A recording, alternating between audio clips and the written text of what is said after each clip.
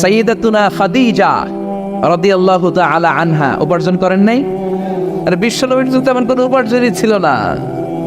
মা খাদিজার উপার্জন দিয়ে বিশ্বনবী চলেছেন।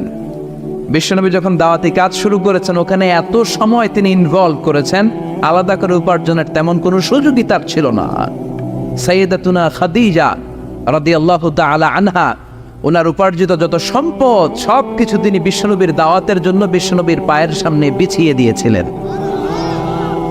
এজন্য খাদিজাকে বিশ্বনবী বড্ড ভালোবাসতেন। খাদিজার ইন্তেকালের অনেক পরে মা আয়েশা একজন মাত্র কুমারী বউকে, নারীকে বিশ্বনবী স্ত্রী হিসেবে গ্রহণ করেছিলেন। তারপরেও আয়েশার সামনে বিশ্বনবী সব সময় খাদিজার প্রশংসা করতেন।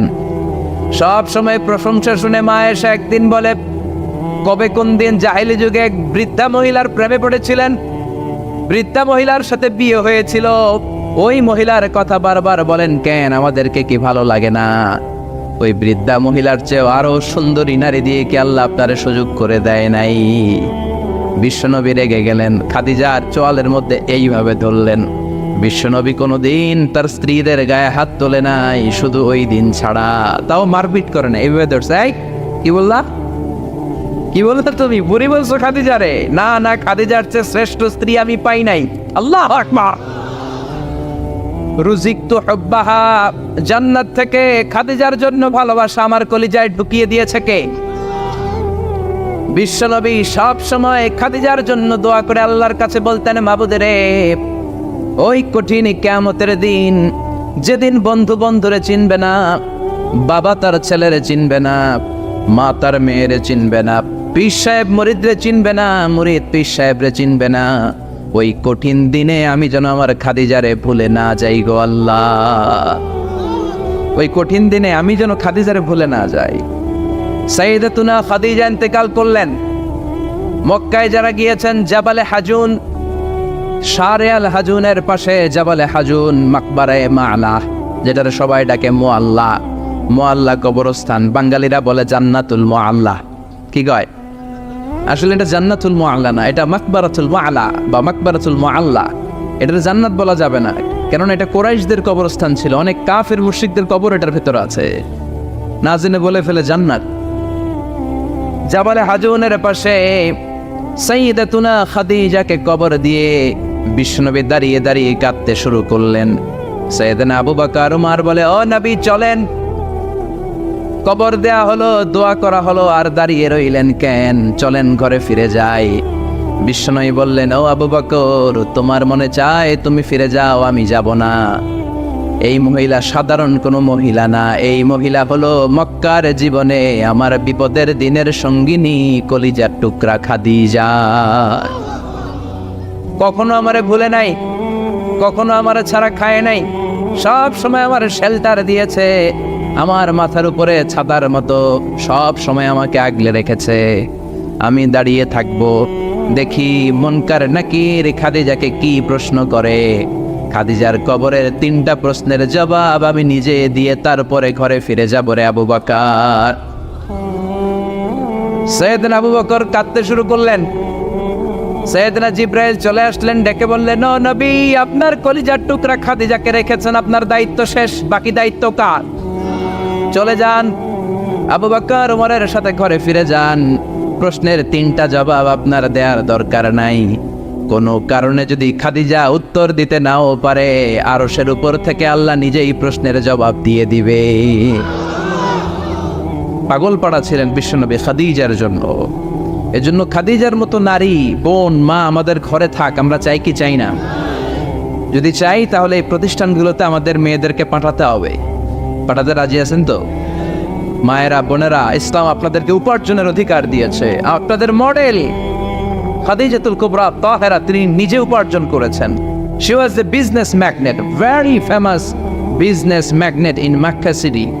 মক্কা শহরের সবচাইতে সম্ভ্রান্ত বড় ব্যবসায়ী ছিলেন তিনি। এমনকি বিয়ের আগে বিশ্ব ইসলাম নিজে ওনার কর্মচারী হয়ে, ওনার স্টাফ হয়ে, ওনার কোম্পানির স্টাফ হয়ে জব করেছেন। সুবহানাল্লাহ পড়বেন না? তার মানে ইসলাম নারীকে ইবাদতের অধিকার দিয়েছে, ইসলাম নারীকে উপার্জনের অধিকার দিয়েছে, ইসলাম নারীকে ভালোবাসা, ভালো আচরণ পাওয়ার অধিকার দিয়েছে। সুবহানাল্লাহ। ইসলাম বাবাকে বলেছে মেয়ের সাথে ভালো আচরণ করো, স্বামীকে বলেছে ভালো আচরণ করো, ভাইকে বলেছে ভালো আচরণ করো, তাদেরকে ভালো আচরণ পাওয়ার অধিকার দিয়েছে কে? ওয়াশিরুহুন্না বিল মা'রুফ, ভালো আচরণ করো। বাবাকে বলেছে ভালো আচরণ করো, জান্নাতকে গ্যারান্টি দিয়ে দিবে কে? স্বামীকে বলেছে ভালো আচরণ করো, স্ত্রী তোমার জন্য জান্নাত হয়ে যাবে। ভাইকে বলেছে ভালো আচরণ করো, জান্নাতের দরজা খুলে দিবে কে? তাহলে ইসলাম নারীকে দিয়েছে ইবাদতের অধিকার, ইসলাম নারীকে দিয়েছে উপার্জনের অধিকার, দিয়েছে জ্ঞানার্জনের অধিকার, আবার দিয়েছে বাবার সম্পদে উত্তরাধিকারের অধিকার। চিৎকার করে বলেন ঠিক কিনা? ইউসিকুমুল্লাহু ফি আওলাদিকুম লিয-যাকারি মিসলু হাযযিল উনসায়াইন। আল্লাহ ভার্ডিক্ট জারি করে দিলেন, খবরদার সম্পদের যখন বন্টন হবে, দুনিয়ার প্রতিটি বাবাকে আল্লাহ বললেন, ও দুনিয়ার বাবারা খবরদার, তোমাদের ছেলেদেরকে যতটুকু সম্পদ বুঝিয়ে দিবা তার অর্ধেক তোমার মেয়েদের হাতে পৌঁছে দিতে হবে। ঠিক কিনা? ছেলেদেরকে যদি 2 লাখ টাকা দেয়, মেয়েকে কয় লাখ? ছেলেকে 2টা ফ্ল্যাট দিলে মেয়েকে কথা বুঝতে পেরেছেন? এরকম দেন তো আপনারা, না দোয়া করে দেন? কয় মা তোর বাইরে সব দিলাম, তোর লেগে দোয়া করে দিলাম। আছে না নাই? এরকম ডাকাইতে এলাকায় নাই? হ্যাঁ, এখানেও আছে। খবরদার, খবরদার। অনেক মা আছে ছেলের পাতে দেয় মুরগির রান, মায়ের পাতে দেয় মুরগির ঠ্যাং। আছে না নাই? দেখবেন ওই মা বাবার শেষ জীবন ছেলের বাড়িতে কাটে না, মেয়ের বাড়িতে কাটে। আছে না নাই? The nature has its own return. প্রকৃতির একটা নিজের রিটার্ন আছে, এটা রিটার্ন করবে। আপনি যা করেছেন, আপনি এখন বৌমা, শাশুড়ির ভাল লাগে না, আর আপনি যেই বৌমা পাবেন, সর্বনাশ, শয়তান দেখেও বেশ কি মান। ঠিক কিনা? আপনি যদি শাশুড়ির সাথে ভালো আচরণ করেন, শাশুড়িকে মায়ের মতো মনে করেন, আপনার ছেলের বউটা হবে সোনার টুকরা, আপনারে আদর করবে, সোহাগ করবে, যত্ন করবে, নিজের মায়ের মতো বুকে আগলে রাখবে। Because the nature has its own return. প্রকৃতির একটা খেলা আছে, আল্লাহ তো খেলেই, প্রকৃতিরও একটা খেলা আছে, টিট ফর ট্যাট। আপনি যেমনটি করবেন ঠিক তেমনটি পাবেন। ঠিক কিনা? এজন্য নারীদেরকে যেন আমরা অধিকার থেকে বঞ্চিত না করি। নারীরা যদি শিক্ষিত হয়, ভালো থাকবে বাংলাদেশ। একমত? একমত সবাই? এই জন্য নারীদেরকে আমরা সুশিক্ষায়, ইসলামী শিক্ষায় শিক্ষিত করবো ইনশাআল্লাহ। পড়েন, আমাদের ছেলে মেয়েদেরকে এই প্রতিষ্ঠানে দিব। রাজি আছেন তো? সবাই রাজি? রাজি নাই কে কে হাত তোলেন। সবাই রাজি আছেন? আল্লাহ বোঝার তৌফিক দান করুক, আমরা পড়ি আমিন। আপনাদের কষ্ট হচ্ছে না তো? অনেক রাত হয়ে যাচ্ছে না তো? আমি আপনাদের খেদমতে ছোট্ট একটা আয়াত তেলাওয়াত করেছি। আসুন এই আয়াতের আলোকে কিছু কথা আমরা শুনবার চেষ্টা করি। এই আয়াতে আল্লাহ তাআলা বিশ্বনবীর সিগনিফিক্যান্স, ওনার ইম্পর্টেন্স, ওনার স্টেটাস আমাদের কাছে বর্ণনা করেছেন। রব্বুল আলামিন ইরশাদ করছেন, ওয়ামা আরসালনাকা ইল্লা রাহমাতাল লিল আলামিন। মুখস্থ আছে না সবার?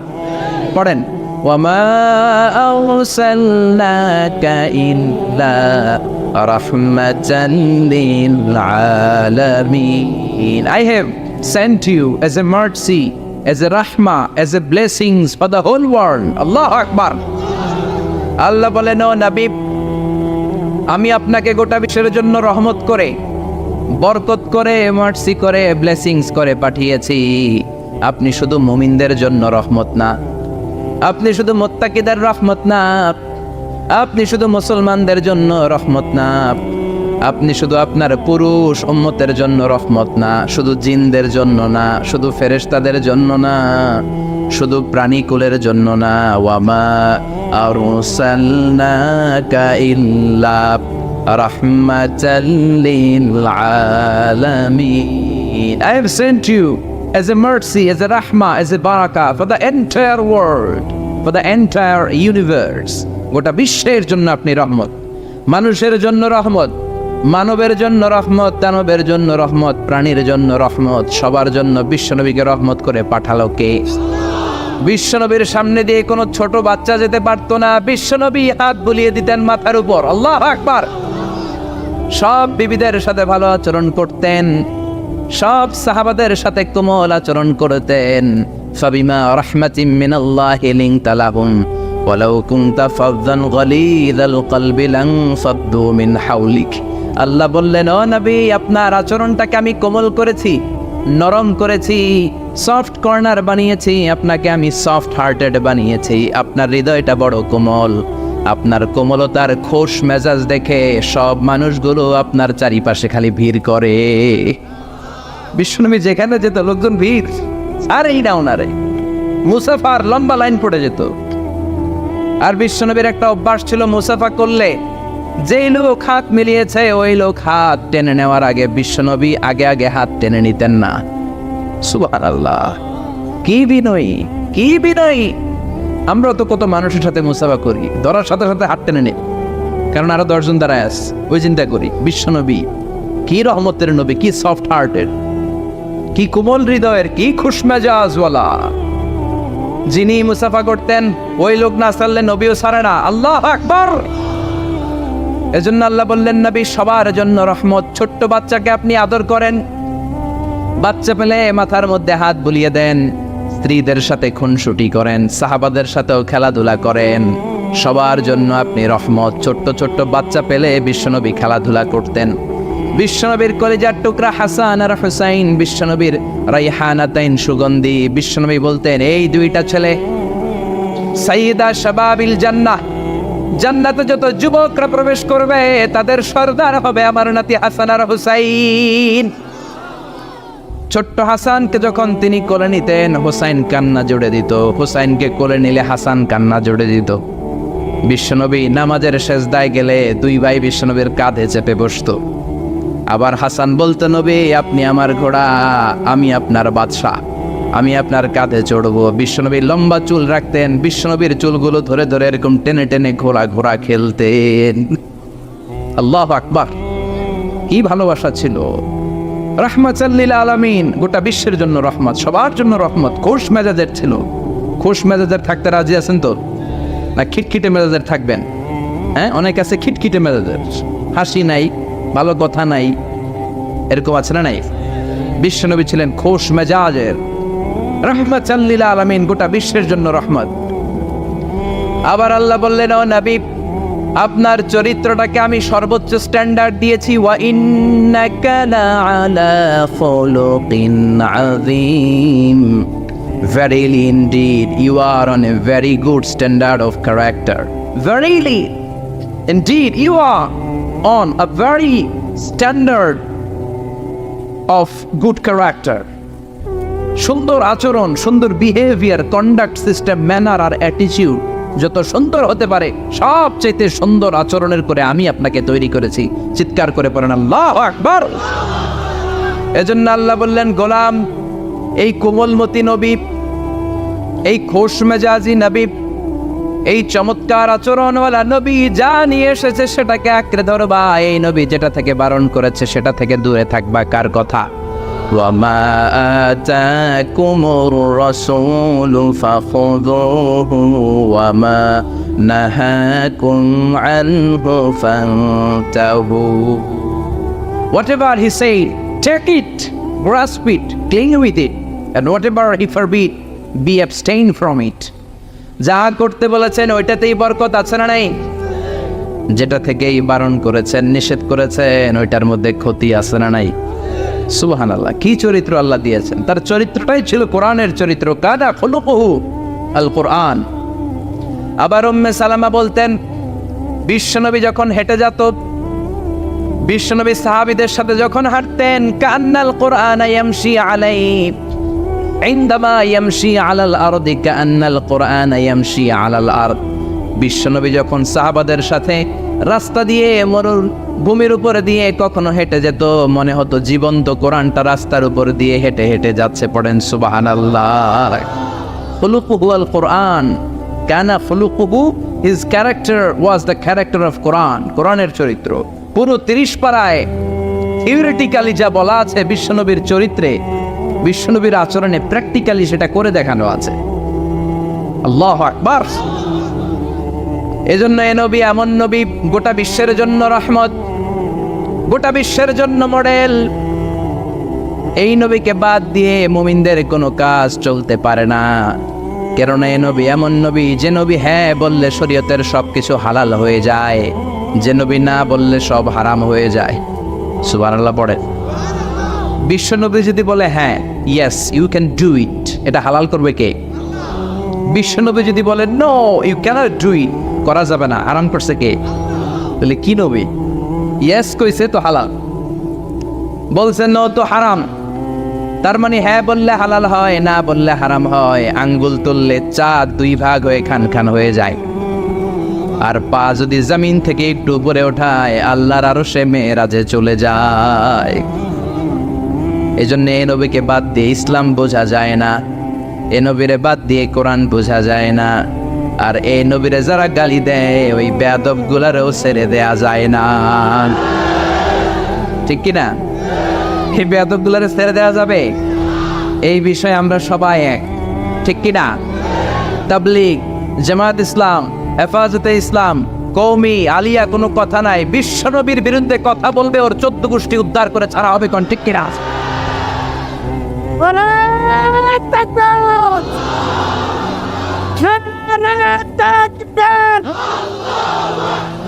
আমার নেতা তোমার নেতা,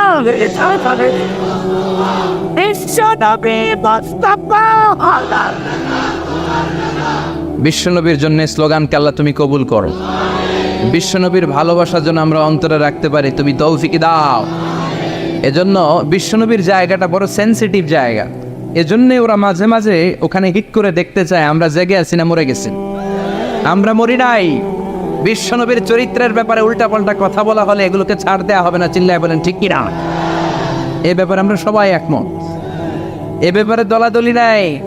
সব ব্যাপারে দলাদলি থাকলেও আমরা নবীর ব্যাপারে এক, চিৎকার করে বলেন ঠিক কিনা? এ নবী এমন নবী, এ নবীরে বাদ দিলে নামাজ বোঝা যায় না। কারণ কেমন করে নামাজ পড়তে হয় কেউ আমাদেরকে শিখায় নাই এই নবী ছাড়া, ঠিক কিনা? এজন্য বিশ্বনবী বলেছেন সল্লু কামা রাআইতুমুনি উসাল্লি, আমি নবীরে যেমনি নামাজ পড়তে দেখো তেমনি নামাজ পড়ো, ঠিক কিনা? নবী যেমনি নামাজ পড়ে তেমনি না পড়ে অন্য পদ্ধতিতে পড়লে কবুল হবে নাকি? মাগরিবের সালাত বিশ্বনবী 3 রাকাত ফরজ পড়েছেন, আপনি 2 রাকাত পড়লে কবুল হবে নাকি? 4 রাকাত পড়লে, 5 রাকাত, 6 রাকাত, যা পড়েছেন তাই পড়তে হবে, ঠিক কিনা? এ নবী যেমন ভাবে রোজা রেখে দেখিয়েছেন ওইভাবে রোজা রাখলে কবুল করবে কে? এ নবী সকাল থেকে সন্ধ্যা পর্যন্ত রোজা রেখেছেন, আপনি সকাল থেকে রোজা রেখে আসরের সময় ইফতার করলে কবুল হবে নাকি? কারণ নবীর শিখানো পদ্ধতিতে হয় নাই। এই নবী যেইভাবে হজ করে আমাদেরকে দেখিয়ে গিয়েছেন এইভাবে হজ করাকে ফরজ করেছে কে? এর অন্য সিস্টেমে করলে হবে? বিশ্বনবী সারা জীবনে 4টা উমরা করেছেন, কয়টা? 1টা হজ করছে, কয়টা? আর বলেছেন খুযু আন্নী মানাসিকাকুম, তোমাদের হজের পদ্ধতি আমার থেকে শিখে নাও, আমি যেমন করে হজ শিখালাম আমি এইভাবে করবা, কবুল করবে কে? আবার বিশ্বনবী যেইভাবে কোরবানি করেছেন ওইভাবে কোরবানিটাকেও আমাদের জন্য ওয়াজিব করেছে কে? তার মানে এই নবীরে বাদ দিলে নামাজ পাওয়া যায় না, এই নবীরে বাদ দিলে, নবী বাদ তো রোজা বাদ, এ সবই বাদ, নবী বাদ তো সবই বাদ, চিল্লায় এখন ঠিক কিনা? এজন্য এই নবীর জন্য আমাদের অন্তরে ভালোবাসা আছে না নাই? আল্লাহকে যে পাইতে চায় হাজরাতের অনুসরণে, আরশ কুরসি লৌহ কালাম না পাইত না চাইতে পেয়েছে সে, হাজরাতের অনুসরণে আরশ কুরসি লৌহ কালাম না চাইতে পেয়েছে সে। পড়েন সুবহানাল্লাহ। এজন্য বিশ্বনবীর ভালোবাসা অন্তরে রাখার দরকার আছে না নাই? আমরা বিশ্বনবীর ভালোবাসা অন্তরে জাগ্রত রাখতে চাই, আল্লাহ তুমি তৌফিক দাও, পড়েন আমিন। আবার এই নবীকে আল্লাহ এমন কিছু কোয়ালিটি, ডিস্টিংশন দিয়েছেন গোটা বিশ্বের কোন নবীকে সেগুলো দেয় নাই। আল্লাহু আকবার। 1 নম্বরে এই নবীকে রব্বুল আলামিন শাক্কে সদর দিয়েছেন, এজন্য ওনাকে বলে সাহিবু শাক্কে সদর। সুবহানাল্লাহ পড়েন। এই নবীর সিনা চাক হয়েছে, অন্য কোন নবীর হয় নাই। আল্লাহু আকবার। দুইবার বিশ্বনবীর সিনা চাক হয়েছে। বনু সাদ গোত্রের ছোট্টবেলা একবার, হালিমাতুস সাদিয়ার দুধ পান করতে যখন গিয়েছিলেন ওই সময় একবার, আবার মেরাজের রাতে একবার। সাইয়েদনা জিব্রাইল উম্মে হানির ঘর থেকে বিশ্বনবীকে হাতিমে কাবায় শুইয়ে দিলেন। গলার এখান থেকে নাভি পর্যন্ত কেটে বুকটাকে দুই ভাগ করে কলিজাটা বের করলেন, মানে হার্ট বের করলেন, হৃদয়টা বের করলেন, জামজামের পানি দিয়ে হৃদয়টা ধৌত করলেন। আবার বিশ্বনবীর হৃদয়টা ভিতরে ঢুকিয়ে দিয়ে এই জায়গাটা সেলাই করে দিলেন। এটাকে আরবিতে বলে শাক্কুস সাদর, তাই না? উর্দুতে ফার্সিতে বলে সিনা চাক, ইংরেজিতে বলে ওপেন হার্ট সার্জারি। কি বলে? অনেকের হয় না এটা, ওপেন হার্ট সার্জারি, গলা থেকে এই নাভি পর্যন্ত। যে সমস্ত সাহাবারা বিশ্বনবীকে খালি গায়ে দেখেছে, উদম গায়ে দেখেছে, তারা বর্ণনা করেছে আমরা দেখেছি বিশ্বনবীর গলা থেকে নাভি পর্যন্ত সেলাইয়ের দাগ। দুইটা কাটা কাপড়কে মাঝখান দিয়ে সেলাই করলে যেমন দাগ দেখা যায়, বিশ্বনবীর নাভি থেকে গলা পর্যন্ত লম্বা একটা দাগ আমরা দেখতে পেয়েছি। সাহিব শাক্কিস সাদর, এই সিনা চাক ওপেন হার্ট সার্জারি আল্লাহ কোন নবীর করে নাই। চিৎকার করে পড়তে হবে আল্লাহু আকবার। আবার বিশ্বনবীর মনটা বড্ড খারাপ। খাদিজাতুল কুবরা তাহেরাকে আল্লাহ নিয়ে নিলেন। যেই চাচা শেল্টার দিত আবু তালেব, ওই চাচাকেও আল্লাহ দুনিয়া থেকে নিয়ে নিলেন দাওয়াত দেওয়ার জন্য। সেই তায়েফ থেকে অনেক দূরে তায়েফের ময়দানে বিশ্বনবী তায়েফবাসীদেরকে দাওয়াত দেওয়ার জন্য গেলেন। ওইখানেও আঘাতপ্রাপ্ত হলেন। জোরে বলেন ঠিক কিনা? খেয়ে না খেয়ে দিন প্রচারের কাজে নিজেকে দিয়েছ বিলিয়ে, তায়েফের কাফিরেরা চিনল না সে আলো, দুষ্ট ছেলেদের পিছু দিল লেলিয়ে। পাথরের আঘাতে ক্ষত বিক্ষত হয়ে সারা শরীর থেকে রক্ত ঝরে। হে রাসূল তোমাকে ভুলি আমি কেমন করে, হে রাসূল তোমাকে ভুলি আমি কেমন করে। ঠিক কিনা? তায়েফের ময়দানে গেলেন, সেখানেও আঘাতপ্রাপ্ত। কলিজার টুকরা খাদিজা নাই, প্রাণের চাচা যান নাই। চারদিকে বিশ্বনবী অন্ধকার দেখেন, মায়া করার, আদর করার, সোহাগ করার আর কেউ নাই। বিশ্বনবীর কলিজাটা ভেঙে খান খান, কোথাও নবীর মন বসে না। বিশ্বনবীর বড্ড মন খারাপ। ও মিয়া, বিশ্বনবীর মন যদি দুনিয়ার বুকে খারাপ হয়, আরশের বুকে আল্লাহ সেটা সহ্য করতে পারে নাকি? আল্লাহ প্ল্যান করছেন, দেখি নবীরে কেমনে খুশি করা যায়। আমার নবীর মন খারাপ, এমন একটা জিনিস বিশ্বনবীকে দেব, যেই জিনিস আমার কোন নবীকে আমি এই দুনিয়ার বুকে দেই নাই, যাতে করে আমার নবীর মন ভালো হয়ে যাবে। বিশ্বনবীকে স্পেশাল কোনো গিফট আল্লাহ দুনিয়ায় পাঠান নাই, স্পেশাল গিফট আল্লাহ রেডি করে আরশের পাশে রেখেছেন। আর জিব্রাইলকে বলেছেন, তুমি গেলে এটা হবে না, সব কাজ তোমার দিয়ে হবে না। ঠিক কিনা? সব কাজ আমি তোমারে দিয়ে করাতে চাই না। স্পেশাল কিছু গিফট রেখে দিয়েছি, স্পেশাল কিছু সিক্রেট মেসেজ রেখে দিয়েছি, স্পেশাল কিছু গোপন আলাপ আছে, এটা তোমাকে দিয়ে সারলে হবে না। যাও যাও, দুনিয়ার বুক থেকে আমার হাবিবকে তুলে এনে আমার আরশের কাছে নিয়ে আসো। আল্লাহ মেরাজে নিয়ে গেল। এজন্য বিশ্বনবীকে বলা হয় সাহিবুল মেরাজ। আল্লাহু আকবার। অনেক আয়োজন করেছেন আল্লাহ সেদিন। মক্কাতুল মুকাররমা থেকে উঠিয়ে বিশ্বনবীকে একটা মরুভূমির উপরে রাখলেন। সাইয়েদনা জিব্রাইল বললেন, নবী দোয়া করেন। বিশ্বনবী দোয়া করলেন, বললেন, ও জিব্রাইল এটা কোন জায়গা? সাইয়েদনা জিব্রাইল বলে, নবী এইটা এমন জায়গা যেই জায়গায় কিছুদিন পরে হিজরত করে আপনাকে আসা লাগবে। হাদিহি ইয়াসরিব, হাদিহি এটা ইয়াসরিব মানে মদিনার আগের নাম। ওখান থেকে বিশ্বনবীকে টান দিয়ে পাহাড়ে নেওয়া হলো। দোয়া করেন, বিশ্বনবী চোখের পানি ছেড়ে দোয়া করলেন আর বললেন, জিব্রাইল অন্ধকার কোন পাহাড়ের উপরে রাখলা চিনি না, এই পাহাড়টা কোন পাহাড়, কেন দোয়া করতে বললা? সাইয়েদনা জিব্রাইল বলে, ও নবী এটা যেন তেন পাহাড় না, এই পাহাড়ের কসম আল্লাহ কোরআনে কেটেছে। এই পাহাড়টা হলো আপনার ভাই সাইয়েদনা মুসা আলাইহিস সালামের পাহাড়। এই পাহাড়টা তুর পাহাড়। সেখান থেকে বাইতুল মাকদাস, সেখান থেকে আল্লাহর আরশের উপরে নিয়ে গেল। পৃথিবীর কোন নবীকে দুনিয়া থেকে এভাবে ডেকে নিয়ে সারপ্রাইজ আল্লাহ দেয় নাই। কোন সুবহানাল্লাহ। বিশ্ব নবীকে খুশি করার জন্য আল্লাহ স্পেশাল সারপ্রাইজ দিয়েছেন। এটার নাম হচ্ছে মেরাজ, রাত্রিকালীন ভ্রমণ। মেরাজ করিয়ে বিশ্ব নবীর সম্মানকে আরো একটা আল্লাহ বাড়িয়ে দিলেন। পড়েন সুবহানাল্লাহ। আবার বিশ্ব নবী হলো সাহিবুশ শাফাআত, শাফাআতের মালিক। যেদিন কোন নবীরা কোনো কথা বলার সাহস পাবে না, সব নবীরা কাঁদে, উম্মত কাঁদে, সবাই কাঁদে, সবাই কয় ইয়া নাফসি, ইয়া নাফসি। কি বলে? ইয়া নাফসি, আল্লাহ তুমি আমারে বাঁচাও, আমারে বাঁচাও। সাইয়েদনা আদম আলাইহিস সালাম বলবে আমি পারবো না, সবাই বলে আপনি পারবেন। আপনি আবুল বাশার, সব মানুষের পিতা, সব নবীদের পিতা, আপনি আল্লাহরে বলেন যেন বিচার কার্য শুরু করে। সাইয়েদনা আদম আলাইহিস সালাম বলবেন আমি পারবো না। আরেক নবীর কাছে যাও, নূহ আলাইহিস সালামের কাছে যাও, উনি বলবে আমি পারবো না। মুসা আলাইহিস সালামের কাছে যাও, পারবো না। সবাই কয় পারবো না, পারবো না। সবাই অপারগতা প্রকাশ করে, দুর্বলতা দেখায়। সবাই বলে সাইয়েদনা ঈসা আলাইহিস সালামের কাছে যাও। সাইয়েদনা ঈসা বলে আরে ঘুইরা লাভ নাই, জায়গা মতো যাও, কামে লাগবো। সবাই কয় জায়গাটা কই যাব? সাইয়েদনা ঈসা বললেন তোমাদেরকে সাজেশন দেয়, এত দাঁড়াদাঁড়ি ঘুরে লাভ নাই। ওই যে দেখো মাকামে মাহমুদে, গোটা বিশ্বের শ্রেষ্ঠতম নবী, বিশ্ব নবী সেজদায় পড়ে কাঁদে, ওইখানে যাও, বিশ্ব নবীর কাছে যে বলো।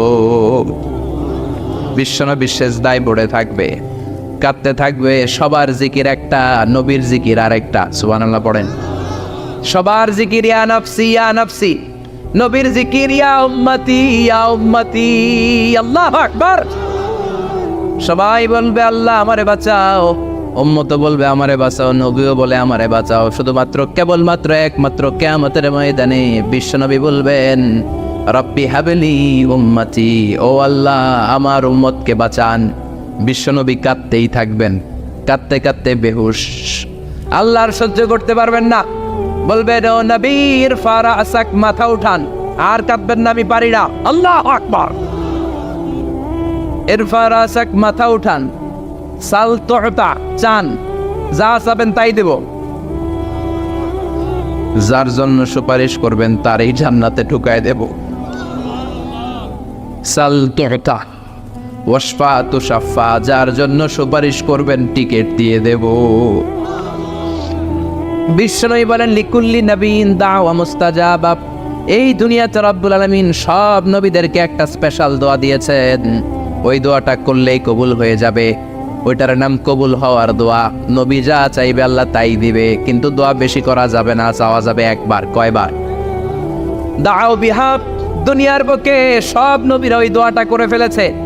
স্পেশাল দাওয়া মুস্তাজাবা, চাইলেই কবুল। কেউ এটা রেখে দেয় নাই, দুনিয়ার বুকে সব নবীরা ওই দোয়াটা করেছে। ওয়া ইন্নী আফতাবিউ দাওয়াতি শাফাআতান লি উম্মতি ইয়াউমাল কিয়ামা। আমার ওই দোয়াটা আমি দুনিয়ায় করি নাই, আমি বিপদে পড়েছি করি নাই, তায়েফের ময়দানে মার খেয়েছি করি নাই, উহুদের ময়দানে দাঁত ভেঙে টকটকে রক্ত উহুদের ময়দানকে লাল করে দিয়েছে করি নাই, ক্ষুধার জ্বালায় বেহুশ হয়ে পড়ে থাকতাম করি নাই, কোনো বিপদের দিন ওই দোয়া করি নাই। আজকে কিয়ামতের কঠিন মুসিবতের কালে আমার গুনাহগার উম্মতদেরকে শাফাত করে করে জান্নাতে ঢুকানোর জন্য দোয়াটা রেখে দিয়েছি। এই জন্যই নবীরে বলে সাহিবুশ শাফাআহ। কোন নবী শাফাত করতে পারবে না বিশ্ব নবী ছাড়া। পড়েন সুবহানাল্লাহ। আবার এই নবীকে বলা হয় সাহিব মাকাম আল মাহমুদ। এই নবীকে আল্লাহ ওয়াসিলা দিবেন, আতি মুহাম্মাদিল ওয়াসিলাতা ওয়াল ফাদিলা ওয়াবআসু মাকামান মাহমুদা আল্লাযী ওয়া'আদতাহু ইয়া রাব। ও আল্লাহ, নবীকে আপনি মাকামে মাহমুদ দিবেন। মাকামে মাহমুদ এটা কোন জায়গা? কেউ বলে জান্নাতের জায়গা, কেউ বলে কিয়ামতের ময়দানে স্পেশাল জায়গা, কেউ বলে না জান্নাতেও না কিয়ামতেও না, আল্লাহর আরশের পাশে আসল জায়গা। আল্লাহর আরশের পাশে একটা বিশেষ জায়গায় আল্লাহ রাব্বুল আলামিন বিশ্বনবীকে বসার স্থান করে দিবেন। চিৎকার করে পড়েন সুবহানাল্লাহ। আবার বিশ্বনবী বলতেন নুসিরতু বির-রু'বি মাসিরাতা শাহর। আল্লাহ আমাকে ভয় দিয়ে সাহায্য করেছেন। আমি যেই জায়গায় দাঁড়িয়ে থাকি ওই জায়গার ডানে বায়ে সামনে পেছনে চারিদিকে 1 মাসের রাস্তা পর্যন্ত, 1 মাসের দূরত্ব পর্যন্ত এই জায়গার মধ্যে যদি কোনো কাফেরের আন্ডা বাচ্চা দাঁড়িয়ে থাকে, আমি বিশ্বনবীর জন্য ওর অন্তরের মধ্যে ভয় আর ধুকধুকানি তৈরি করে দেয় কে? ওনারে আমি ভয় পাই, তো দেখলেই না ভয় পাম। উনি যদি 1 মাসের দূরত্বে থাকে কিসের ভয়? আমি তো এখান থেকে লাফাইতে পারি, ঠিক কিনা? কিন্তু বিশ্বনবীর ঘটনা আলাদা। বিশ্বনবীর শত্রুরা 1 মাসের দূরত্বে থাকার পরেও বিশ্বনবীর ভয়ে ডায়রিয়া হয়ে যেত। সুবহানাল্লাহ পড়েন। এই ক্ষমতা আল্লাহ অন্য কোন নবীরে দেন নাই। আল্লাহু আকবার। আবার বিশ্বনবী বলতেন, জুইলাত লিয়াল আরদু কুল্লুহা মসজিদান ওয়া তাহুরা। রব্বুল আলামিন গোটা বিশ্বের পুরো জমিনটারে আমার জন্য মসজিদ বানিয়েছে। আগের নবীদের সময়কালে মসজিদ ছাড়া নামাজ আদায় করা যেত না, কিন্তু আমরা মসজিদে পড়লেও কবুল হয়, মসজিদের বাইরে পড়লে মনে হয় কবুল হয় না। ঘরে বললে, জোরে বলেন, বাজারে, অফিসে, আদালতে, সিনেমা হলে, ওই যে সিনেমার মাঝখানে ব্রেক দেয় না, ওই সময় পুরে ফেলামো নাকি? সিনেমায় যাওয়া যাবে, দেখা যাবে। নজরের হেফাজত করাকে ফরজ করে দিয়েছে কে? আগের নবীর উম্মতেরা মসজিদে না যে নামাজ আদায় করতে পারতো না, কিন্তু আমরা যেখানেই পড়ি কবুল করে কে? নৌকার মধ্যে পড়লে কবুল করবে কে? পানির মধ্যে বললে, বাতাসে বললে, প্লেনে পড়লে। প্লেনে পড়েন না নামাজ? হ্যাঁ, প্লেনে হাজী সাহেবরা নামাজ পড়ে না? কি সুন্দর সিস্টেম আল্লাহ করে দিলেন। এই বিশ্বনবীর রহমতের জন্য, এই উম্মাতের জন্য আল্লাহ এত ফ্লেক্সিবিলিটি করে দিয়েছে, যেখানেই থাকেন না কেন সেজদা দিলেই কবুল করে নিবে কে? এজন্য আল্লাহ বললেন, গোলাম, বিশ্বনবীকে তোমাদের জন্য রহমত করে পাঠালাম। তোমাদের জীবনের এমন কোন অঙ্গন নাই যেই অঙ্গনে বিশ্বনবীর কাছ থেকে তোমরা শিক্ষা নিতে পারবা না। বিশ্বনবীর সব জায়গা থেকে শিক্ষা নেওয়ার সুযোগ আছে না নাই? এজন্য বিশ্বনবী আমাদের মডেল। বিশ্বনবী আমাদের কি? আমাদের মডেল কে? আর জোরে সবাই বলেন, আমাদের মডেল কে? নাকি শাহরুখ খান, আমির খান, সালমান খান, হিরো আলম? হ্যাঁ, আপনারাও চিনেন। নির্বাচনে খারাইছিল না, আবার এখন দৈমা গেছে। কি আজীব তামাশা! যার মনে চায় মনোনয়নপত্র ঠেলাঠেলি শুরু করে দেয়। মনে হয় যে এই দেশের কোনো মা বাপ নাই। আল্লাহ এগুলোর হেদায়েত দেয়, বোঝার তৌফিক দান করুক, আর জনগণদেরকে আল্লাহ আরো সচেতন বানাক। আরো গণসচেতনতা তৈরির দরকার আছে না নাই? আমাদেরকে ভুলভাল বুঝায় অনেক কিছু অনেকে করে ফেলে, কিন্তু আপনারা যদি শক্ত থাকেন কোনো উল্টাপাল্টা চলবে না। এখন ঠিক কিনা? কারণ এই দেশটাকে আমরা অনেক কষ্ট দিয়েছি। স্বাধীনতার পর থেকে এই দেশটারে আমরা শান্তি দিই নাই, খালি কিলাকিলি, টানাটানি, মারামারি, আছে না নাই? এজন্য আমরা কিলাকিলি চাই না, আমরা ঠেলাঠেলি চাই না, আমরা ঐক্য চাই। কি চাই?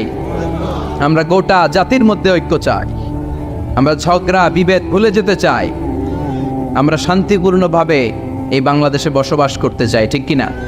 গোটা বিশ্বের কোথাও এরকম মারামারি হয় না, কোপাকুপি হয় না, কিন্তু দেশে আসলেই এগুলো শুরু, আছে না নাই? আল্লাহ আমাদেরকে সহি সমঝ দান করে, আমরা পড়ি আমিন। এজন্য বিশ্বনবী আমাদের মডেল। চিৎকার করে বলেন ঠিক কিনা? কিভাবে বিশ্বনবী আমাদের মডেল আমি আপনাদের সাথে শেয়ার করার চেষ্টা করব। আপনাদের মনোযোগ আছে না গেছে? আছে। 3টা কথা বলবো। কয়টা? এগুলো বাড়িতে নিয়ে যেতে হবে। রাজি আছেন তো? I always consider the person sitting in front of me my student. আমি সবসময় আমার সামনে যারা বসা থাকে এদেরকে ছাত্র মনে করি। ছোট বড় মুরব্বী হইল ছাত্র, আর যিনি এখানে বসবেন তিনি শিক্ষক। আমার আগে প্রিন্সিপাল হুজুর কথা বলছে, উনি আমাদের শিক্ষক। তার আগে হুজুর কইছে, হুজুর শিক্ষক। আমরা ছাত্র। কোরআনের ছাত্র হয়ে বাঁচলেও লাভ, মরলেও লাভ। হাতি মরলেও লাখ টাকা। চিল্লা এখন ঠিক কিনা? কোরআনের ছাত্র হয়ে আমরা মরতে চাই। রাজি আছেন তো? ইন্না আনজালনাহু ফি লাইলাতিল কদরি ওয়া মা আদরাকা মা লাইলাতুল কদর। নিশ্চয়ই রমজানের যেন কোনো দিনে কিংবা রাতে কোরআন নাযিল করি নাই। রমজানের 29টা রাত কিংবা 30টা রাতের মধ্যে সবচাইতে সেরা রাত লাইলাতুল কদরের রাতে কোরআন নাযিল করে কোরআনের মর্যাদা আমি সবচেয়ে বাড়িয়ে দিয়েছি, ঠিক কিনা? তার মানে আপনি যেই অ্যাঙ্গেলেই চিন্তা করেন, যেই অ্যানালাইসিসে চিন্তা করেন, যেই বিচার বিশ্লেষণী শক্তি থেকেই আপনি চিন্তা করেন, সব দিক থেকে আল্লাহ তাআলা মহাবিশ্বের মহাবিশ্বয় মহাগ্রন্থ আল কোরআনের মর্যাদা বাড়িয়েছে না কমিয়েছে? বাড়িয়েছে না কমিয়েছে? আবার এই কিতাব এমন কিতাব, এই কিতাব পৃথিবীর সবচাইতে পাওয়ারফুল কিতাব, the resource of power in the world, the book of books, the most powerful book in the world, পৃথিবীর সবচাইতে শক্তিধর কিতাব, ক্ষমতা পূর্ণ কিতাবের নাম হচ্ছে কোরআন শরীফের কিতাব। এমন কিতাব ছিল এটা, এমন কিতাব যে কিতাব নাজিল হওয়ার পর পর বিশ্বনবী মুখস্থ করার জন্য পাগল হয়ে যেতেন। আল্লাহ বললেন, লা তুহাররিক বিহি লিসানাকা লিতা'জালা বিহি ইন্না আলাইনা জামাআহু ওয়া কুরআনা ফাইদা ক্বরানাহু ফাত্তাবি' কুরআনা। ও নবী, জিবরাইল যখন এই কোরআন নাজিল করে আপনি পাগল হয়ে যান কেন? এই কোরআনের তাফসীর আমরা মজায় মজায় শুনি। আমরা সবাই মুসলমান হয়েছি, ইসলাম আমরা গ্রহণ করি নাই। আমরা কি ইসলাম গ্রহণ করেছি নাকি? জোরে বলেন। আমরা বাপদাদার কাছ থেকে ইসলাম পেয়েছি। ইসলাম তো গ্রহণ করেছে আবু বকর, ইসলাম তো গ্রহণ করেছে ওমর, ঠিক না? তারা কোরআনের জন্য পাগলপাড়া ছিলেন। এমনকি বিশ্বনবী কোরআন রিসিভ করতে যে কত যে কষ্ট সহ্য করেছেন, বর্ণনা দিয়ে বর্ণনা শৈলীর মধ্যে সেটা আনা যাবে না।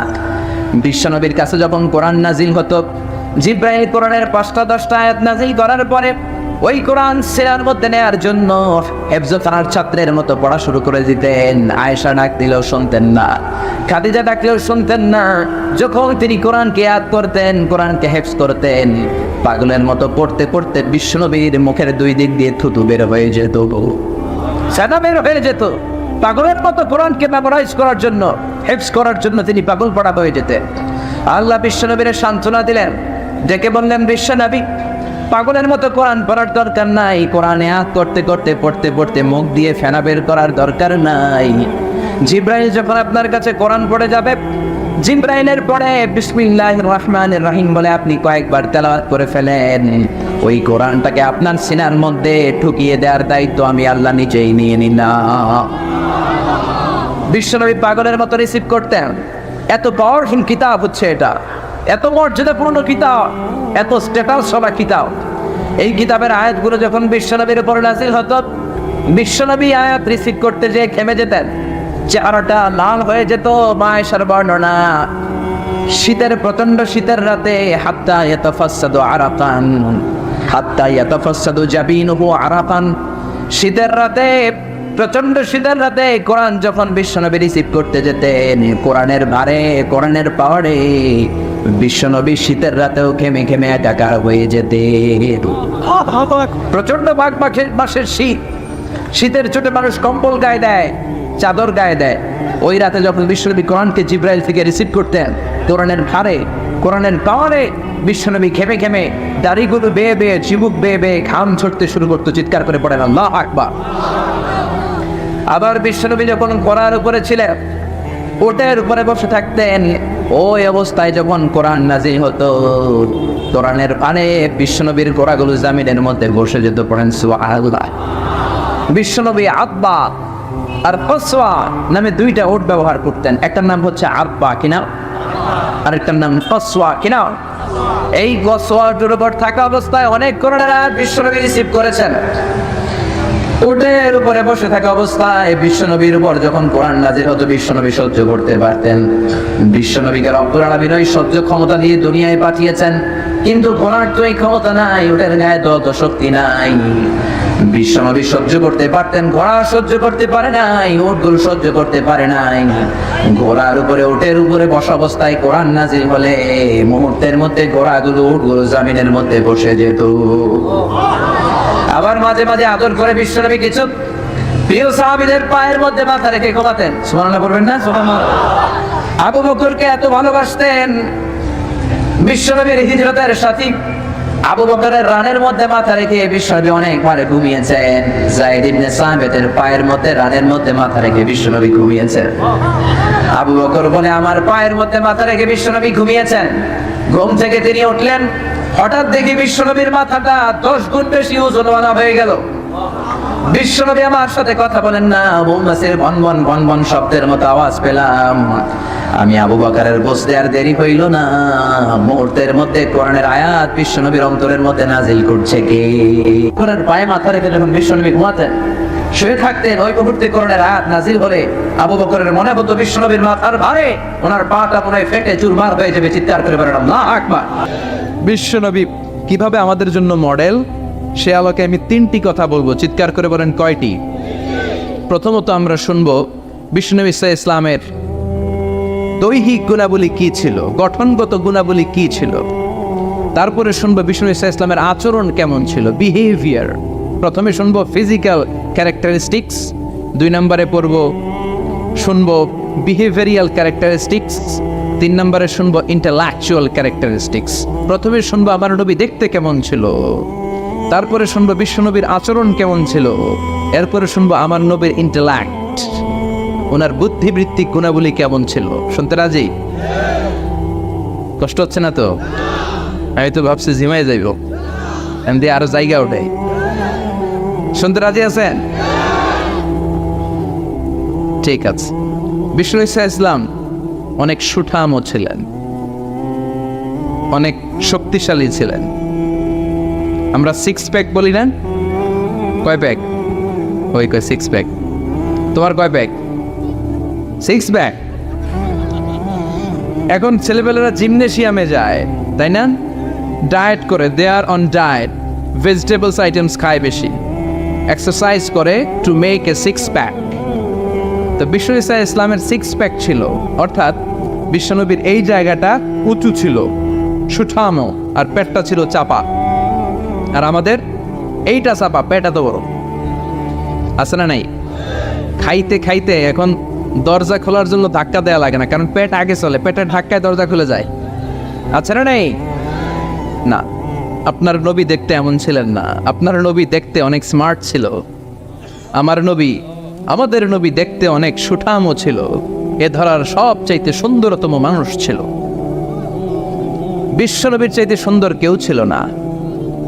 অনেকে বলে সাইয়েদানা ইউসুফ আলাইহিস সালাম সুন্দর, এটা ঠিক, কিন্তু আমার নবীর চাইতে বেশি নয়, ঠিক কি না? বিশ্বনবী বলতেন আনা মালিহুন ওয়া আখি ইউসুফু সাবিহুন। আমি বিশ্বনবী মালিহ। মালিহ এসেছে মিলহুন থেকে। মিলহুন মানে কি?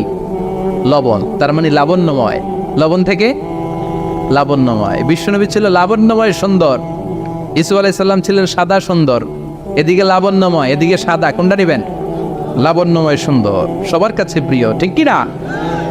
এত শক্তিশালী ছিলেন, এক হাতের ভেতরে জান্নাতের 40 জন মানুষের শক্তি ঢুকিয়ে দিয়েছে কে?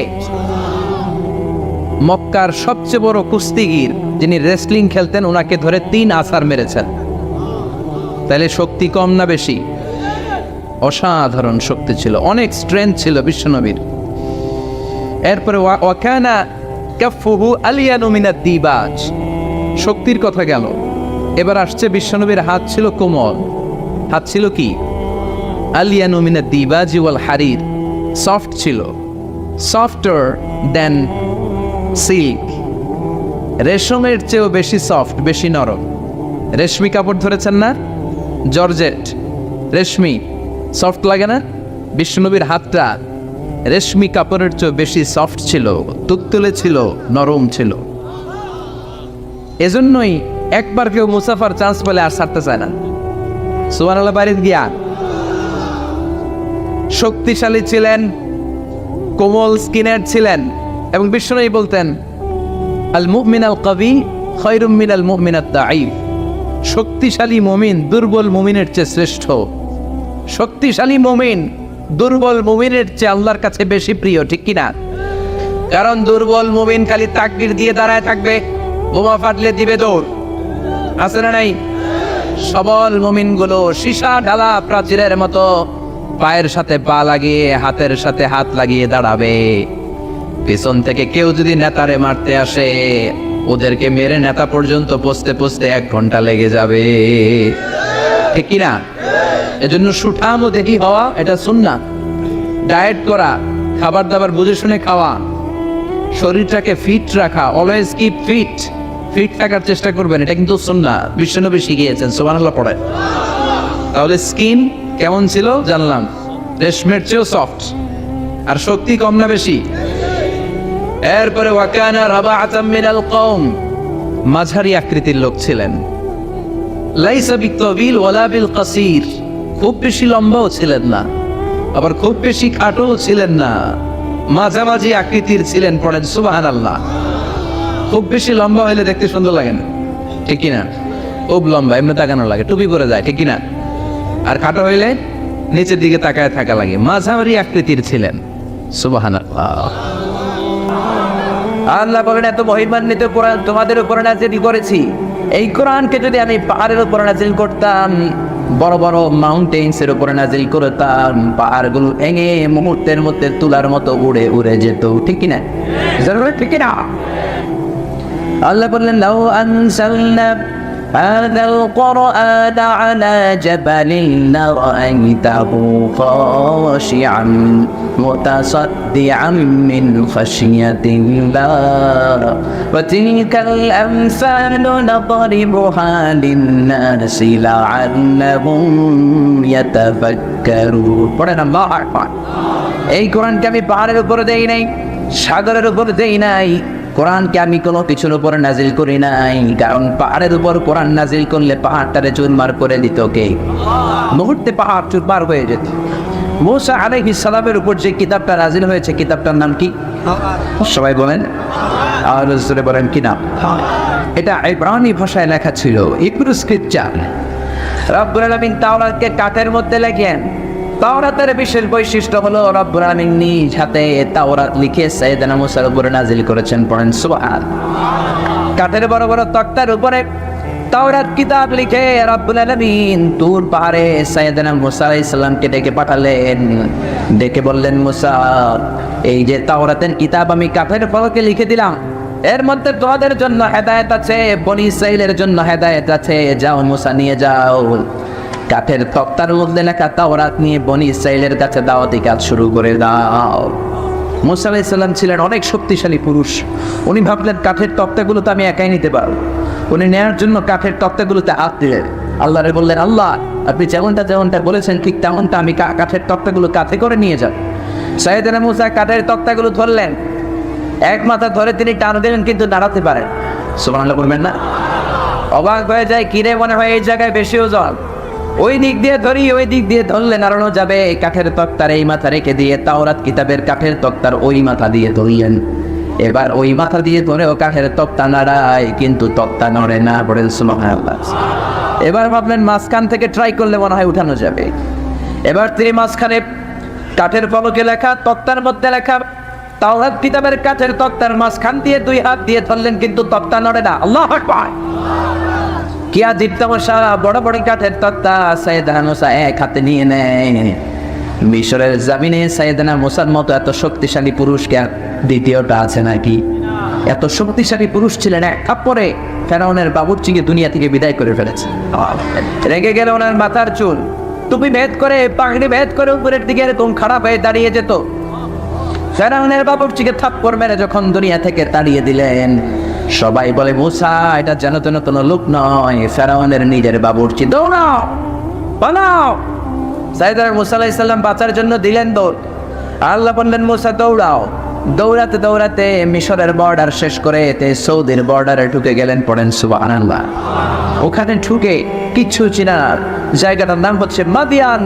ওইটা আবার আরেক নবীর বর্ডার, শুআয়ব আলাইহিস সালামের বর্ডারে ঢুকে গেছে। জোরে পড়েন আল্লাহু আকবার। কাউরে চিনে না, পেটে প্রচন্ড ক্ষুধা। দৌড়াতে দৌড়াতে গায়ের মধ্যে শক্তি নাই, পেটে কোনো দানা পানি নাই। মাদাইন এলাকার মধ্যে ঢুকে দেখে দুইটা মেয়ে কাঁদে। কয়টা? মেয়েদেরকে জিজ্ঞেস করলো, ফামা খাতবুকুমা, কাঁদো কেন? এখানে বসে বসে গুনগুনিয়ে কাঁদো কেন? মেয়েটা বলে, তোমারে বলে না কি যাও মিয়া, আমার প্রয়োজনে আমি কাঁদি, তোমারে কেন বলবো? কেমন নবী ছিলেন, কেমন নবীর মেয়ে। পরপুরুষ দেখলে আমরা ঘেঁষিয়ে কথা বলি, কিন্তু শুআয়ব আলাইহিস সালামের মেয়ে মুসা নবীর সাথে কথা বলতে চায় নাই। সুবহানাল্লাহ। এজন্য খবরদার, মহিলা যারা আছেন, যাদের কানে আমার মাইকের আওয়াজ যায়, স্বামীর ফোন বেশি রিসিভ করার দরকার নাই। স্বামীর ফোন যদি কখনো রিসিভ করতে হয়, কেউ যদি বলে আপনার স্বামী কোথায়, বলবেন টয়লেটে আছে, কাট। এর সাথে সাথে কাট করে দিতে হবে, লম্বা চূড়া কোনো কথা বলা যাবে না, চিল্লায় বলেন ঠিক না? স্বামী ঘরে নাই, ওনার ফোন ধরবেন না, অপরিচিত মানুষের ফোন রিসিভ করবেন না। যদি ফোন রিসিভ করাই লাগে এক শব্দে এক বাক্যে কথা শেষ করে দেন, কারণ কথার নাম লতা, কথার পিঠে কথা, জোরে কোন ঠিক? কারণ একটু একটু করে কথা বাড়বে। আপনার স্বামী কোথায়, টয়লেটে গিয়েছে, আপনি কে? আমি আপনার ভাবি। ও ভাবি, আপনি কোন এলাকার মানুষ? সময় এলাকার। আরে আমিও তো এলাকা।